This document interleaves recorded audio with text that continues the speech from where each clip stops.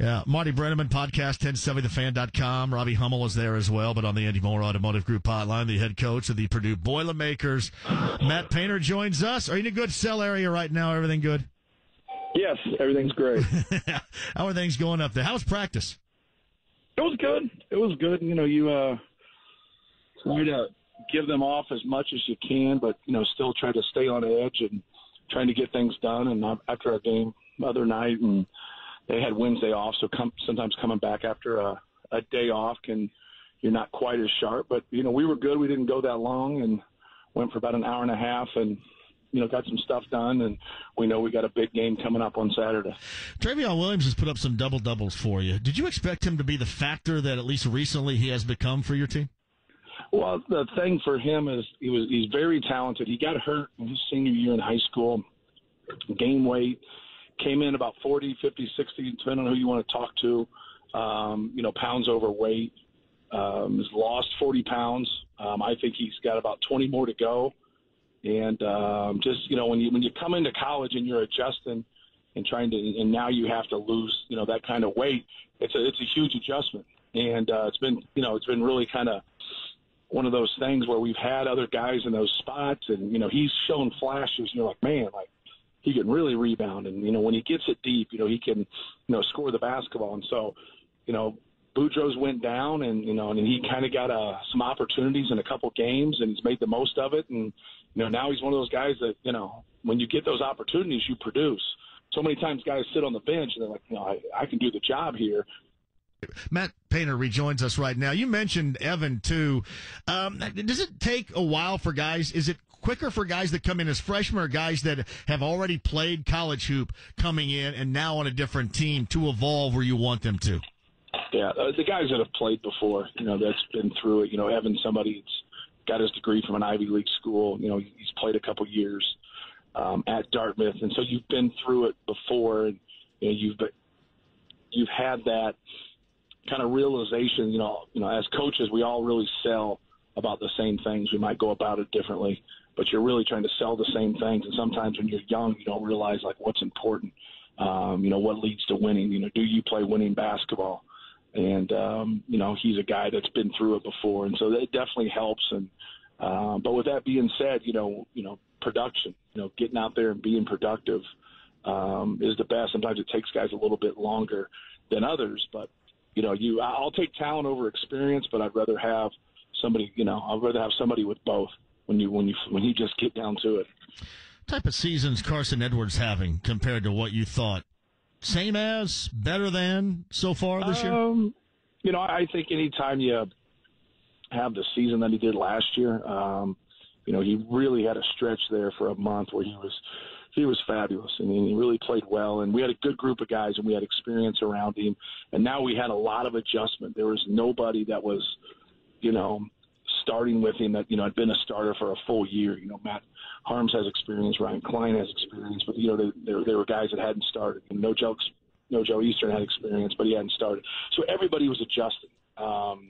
And so I think, this year, he can really score the basketball. And in the times where he's locked in defensively, getting long rebounds and loose ball. The thing about him, if he can get around the basketball, he's so fast and he's so good in the open court that it's really tough for, people to stop him. So he's either going to get to the rim or get somebody a three-pointer or get fouled. And so just trying to get him around the basketball as much as possible and then get him into different actions. But he's had a good year for us. And so one thing, if, you've ever coached and you've been around talent, you want more from talent. So he's one of those guys that you're always, Juwan Johnson was that way for us when he was here. Swanigan was that way. Like you always, they might have got 14 rebounds and you thought they should have got 18.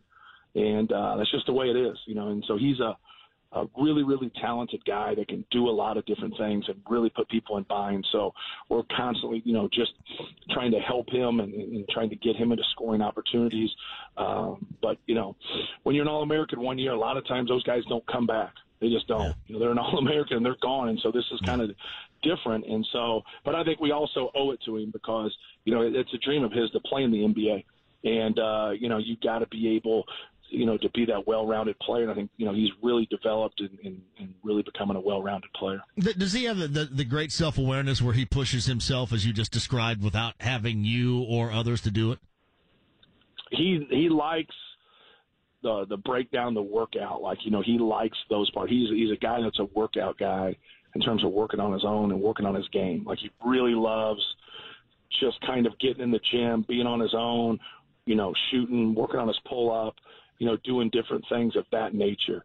That's what he really likes, and I think he's kind of a product of today's player too. Like, that's more along those lines where guys are competitive, but they're also workout guys and they work on their own. Guys can, people that can shoot like he can. It just doesn't happen, but it's not magic. He can really shoot the basketball, and he's put in a lot of time. It's not something that just comes naturally. You have to work at that. So he's a very hard worker. And, for us, we practice long at times, and, we get into it, and, your shot's not always going to go in. And so I think that's the thing that when he first got to Purdue that we really tried to explain to him is like, hey, when our shots don't go in, can we still be good people? And that's what you want to be able to say as a coach. It's what you want to have as a program is, being able to grind some of those games out. Well, you have to be, good on the other end, and you got to put time into it, and you got to have a system. And so that was something that was tough for him right away. But as, each year's went on, he's gotten much better in those areas. Matt Painter joins us. You want to be reliant on him, but you don't want your guys to be too reliant on him. Where's the gray area with that in mind to have a player of that level? Yeah, I think it's when people they talk in theory, and sometimes as coaches, we don't talk in theory. Sure. And so, like, you just work on it. Like, you work on from a decision making. The one thing you don't control is what the other team's going to do. And if they want to put 2 to 3 people on someone like a Carson Edwards, he's got to be able to get the ball out of his hands. And I thought in the last game he had 6 assists, 1 turnover. I thought he did a really good job of just making that extra pass. He made a couple really good passes against the zone. Made a couple really good plays in transition. If they want to give you special attention and run 2 to 3 people at you, we got enough scorers and enough shooters on our team to make people pay. So there's a fine line to it, what you're asking, but a lot has to do with the other team. Sure. And if they're going to play him, straight up and not give a lot of help, he normally can break people down and be able to get in there. The thing that I like to see him do, and he did it. He really did a great job against Wisconsin. Is drive the ball more. And when he got to the free throw line 14 times, and when he's driving the basketball more, and he's getting in the paint, he's creating for other people, but he's also getting to that foul line. And now he mixes in his pull-ups to go along with his threes, and then that's where I think he has a healthy balance. It's Purdue and IU coming up on Saturday, too. Obviously, you got Langford and Morgan to watch out for offensively. What's the focus defensively against a couple of guys like that, Matt? Well, I think, they have a good team. I think other night was a tough game for them. And I think anytime you scout people and you look at them, you don't look at them in that context, even though that was the last game. You look at them, at that highest level, like, how they played against Marquette.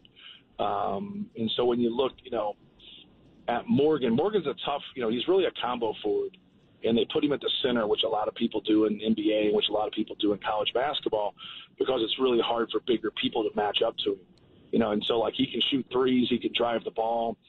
He's very crafty around the rim. Just a good player, physical, can score oversized. They were really close to beating Maryland at Maryland, and, he has a handful of plays where he just scores the ball over Bruno, Fernando, and Smith like they're not there. And those guys are huge. And so he's a tough matchup. Obviously, Romeo Langford is very, very talented. And, he's one of those guys that kind of looks like he's floating around and kind of going half speed, but that's just how he is. He's always been that smooth, since he was a 8th, 9th grader, and just finds a way to get to the basket. He's got a great intermediate game. He hasn't gotten going yet from 3, but I've seen him, before, nail 6, 7, 8 3-pointers in a row. Like he's got a great stroke from 3. He's actually shot better, beyond the arc on the road than he has at home. But he's really good. I've compared him to a guy that was in my class coming out of high school, Allen Houston. Yeah. And Allen was the same way. Allen was just so smooth that just kind of looked like he wasn't even sweating. Yeah, that kind of stuff always made me jealous. This guy made me jealous. Yeah. you're out there trying and working, and they're working too. That's just they just got that that smooth demeanor about them, and but no, he's a really, really talented player. And he's a tough cover also. Before I let you go, I always ask you questions kind of outside the box because I value your opinion and enjoy to listen to it as well. And you had a big game with the Pacers and the Sixers last night. Last night of the NBA, you had the Rockets take 73s. The three-pointer which is amazing. The three-pointer, we used to joke about it. Three's better than two, taking the three.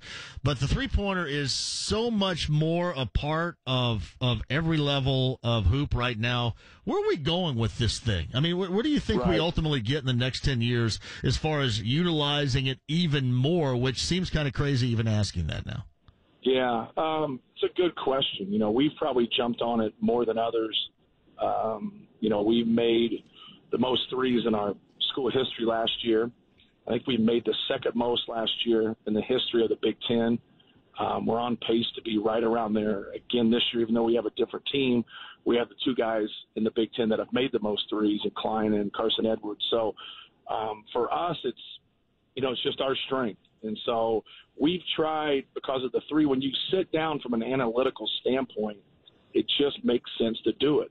And so for a long time, like the lost art was, the pull-up jump shot. Like no one can make a pull-up jump shot. Nobody can do that. But if you think about like long contested twos or pull-ups or runners or floaters, every kid's got a runner, every kid's got a floater, but very few shoot a good percentage of them. But yet every workout guy, every coach, out there is like, well, you have to have something intermediate. What they're more or less saying is you don't. You need layups, dunks, free throws, and threes because the analytics say so. Yeah. And when you go back and you're, as a purist, you're like, well, that's not basketball. Well, that's not your basketball. This is today's basketball. And I think the one thing is some guys have fallen out of those boxes and you feel bad. You feel bad for it. Isaac Haas is our example. 15, 20 years ago, he comes out of college like, he's the 19th pick of the draft. There's guys, roaming around the NBA that were like that. Now there isn't. There's very few of those type guys. But I think when, and you're not going to see a lot of Shaquille O'Neals out there, but when if you can get a couple guys that can win it all with a Shaquille O'Neal, where he's the cornerstone, where he's the guy that's touching the basketball every trip down, you're playing through the low post, because the NBA is really not a low post league anymore. Not really, it's not. And even though you do have post ups, but from a percentage standpoint, it's drastically declining. Yep. When somebody wins it, or two of the top 3 or 4 teams have people that are like that, I think that's when you'll see a change, because we're all copycats. We all look at success and we all look at things and we're like, how can we win? Whether that's the NFL, the NBA, college basketball, we all follow the success. And so I think that can make a little bit of a change to it. But from a percentage standpoint, it does make sense to do it. I think you're going to see more defenses and more things, kind of cutting edge type things of trying to, stop this and trying to eliminate some of the threes. But, I don't know how that's going to happen. I don't either. I definitely think there'll be something along the lines that is going to really try to take some of that away. But it just makes sense for those guys when you have to, you got to be able to make some, like for Houston, like they get guys, they get free agents, they do whatever they do. They build their team around people that can shoot, but they also build their team around people that can make decisions and pass.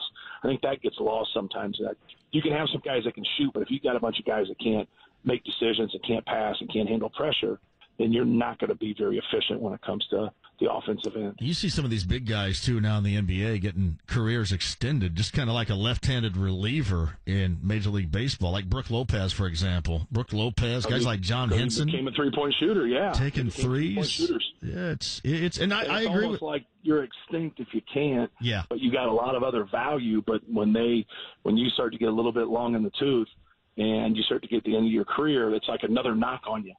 Everybody has a knock when they get old. Age wins out on everybody at some point. But if you can't shoot threes also, and you got to it's almost like, your time's up, and that's just kind of the way it is.